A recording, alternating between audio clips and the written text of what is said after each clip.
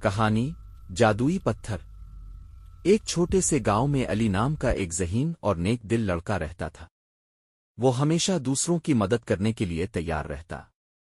एक दिन जब अली जंगल में लकड़ियां काटने गया तो इसे एक बूढ़ा फकीर मिला जो बहुत कमजोर लग रहा था। अली ने अपना खाना फकीर को दे दिया। फकीर ने खुश होकर कहा, बेटा तुम बहुत नेक हो, मैं तुम्हें एक तोहफा देना चाहता हूं। ये कहकर इसने अली को एक छोटा सा चमकता हुआ पत्थर दिया और बोला, ये कोई आम पत्थर नहीं, ये जादुई है। अगर तुम इस पर हाथ रखकर कोई नेक ख्वाहिश करोगे तो वो पूरी हो जाएगी, लेकिन याद रखो इसका इस्तेमाल हमेशा अच्छे कामों के लिए करना। अली हैरान तो हुआ मगर खुश भी था। इसने सोचा कि पहले इस पत्थर को आजमाना चाहिए। इसने दिल में सोचा, काश मेरे घर में काफी खाना होता ताकि मेरे वालिदैन को फिक्र ना हो। जैसे ही इसने पत्थर पर हाथ रखा, अचानक इसके घर में हर किस्म के खाने की खुशबू फैल गई। वो दौड़ता हुआ घर पहुंचा तो देखा कि मेज पर बहुत सारा खाना मौजूद था। इसकी मां हैरान रह गई, मगर अली को समझ आ गया कि ये जादुई पत्थर का कमाल है। अली के एक दोस्त कामरान को जब जादुई पत्थर का इल्म हुआ तो वो हसद करने लगा।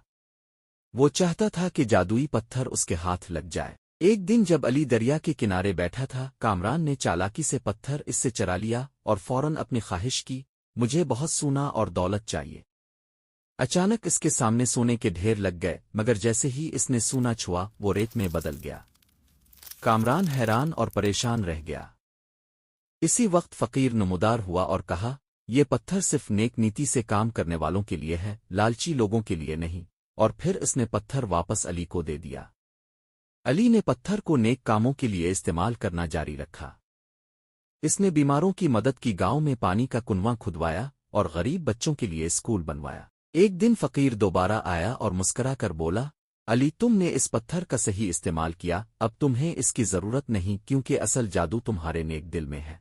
ये सुनकर अली ने पत्थर फकीर को वापस दे दिया और हंसते हुए अपने गांव की बेहतरी के लिए काम करता रहा। सबक: लालच हमेशा नुकसान पहुंचाता है, जबकि नेकी और दूसरों की मदद करने वाला हमेशा कामयाब होता है।